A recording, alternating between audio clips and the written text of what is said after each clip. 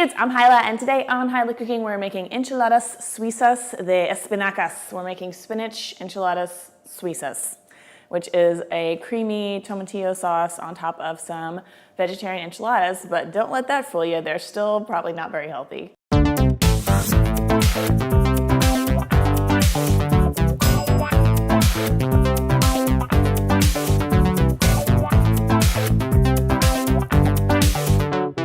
Start out by making the sauce. So I've got some tomatillos here that I've just boiled until they're soft and kind of turn this, what would you call that? Cerulean? I might call that cerulean. And I mixed in, put a little bit of diced onion, in there with them. And it took maybe 5 minutes. They cook very fast. And then I'm gonna add a poblano. This I just put in my cast iron skillet and put it under the broiler for 5 minutes on the first side, a couple more minutes on the second side, and it gets nice and blackened and squishy. When you make chili relleno, you would peel the skin off and then stuff it, but for this, I want to keep all that nice charred flavor, so I'm just gonna delicately, just popped right out, I didn't actually mean for that to happen so quickly, pull out the stem and plop that little thing in there, and we're gonna add some salt, some pips,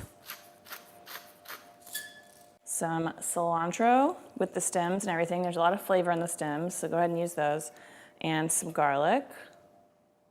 Pulse this a couple times to get it started mixing.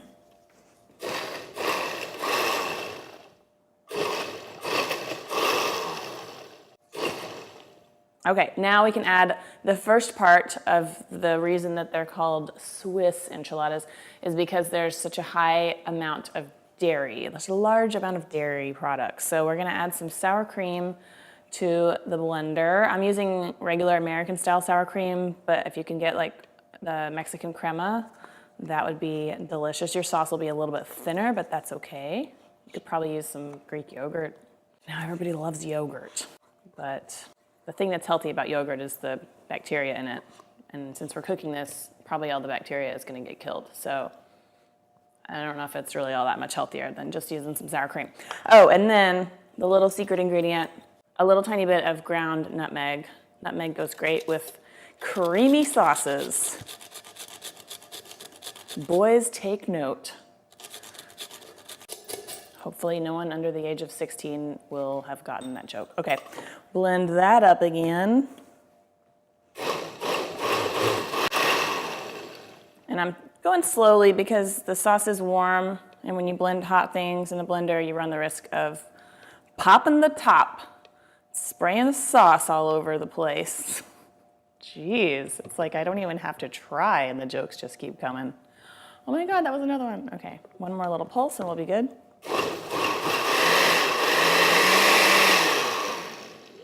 Holy cow, this smells tasty. Yeah, that's basically perfect.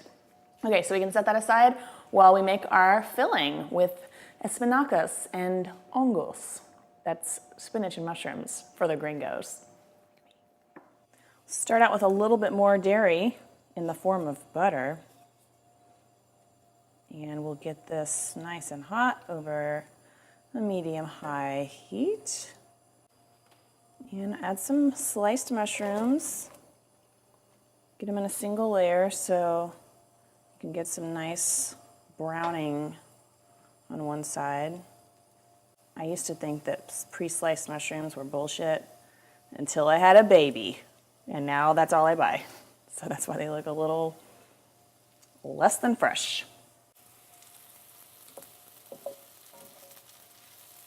Yes, golden brown mushroom. That is what you're looking for. Add some onion and cook that in the same way. Get some nice brown bits and pieces. Okay, salt at this point. My fancy Hawaiian red salt. And some pepper. And now the spinach. Turn your heat down to medium and just stir it around just until the spinach is wilted. Just turn the heat off and we'll use the residual heat to keep cooking it. gorgeous. You can just leave that there while you soften up some tortillas. Now we're ready to roll, literally. Okay, I like to just do it right in the baking pan.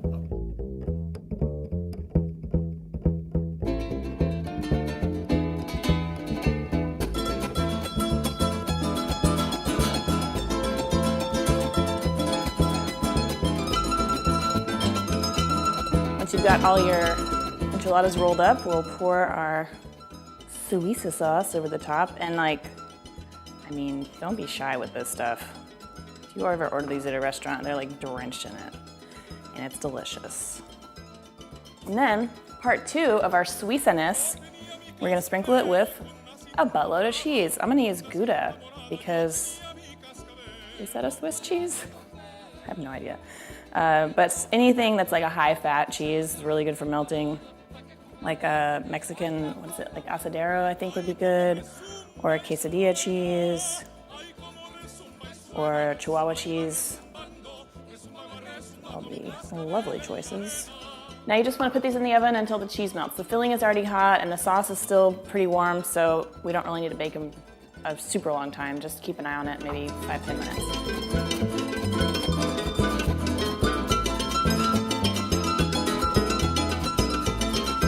Okay, there we go, just less than 10 minutes, it's super melty. For this printable recipe, go to hilahcooking.com. All my recipes are always there for free. And if you want more Mexican recipes, way more authentic probably than this one, check out the Mexican homestyle cooking course that I did with my friend Carlos. I'll link to that below. Let's try one of these. Oh my God, it's so ridiculously delicious. Whoa. That mushroom that tried to sneak out of there. Hey man, get where you belong. In my mouth. Mmm. These are perfecto. That means perfect in Spanish. Thank you so much for watching. Don't forget to subscribe, and I will see y'all later. Bye.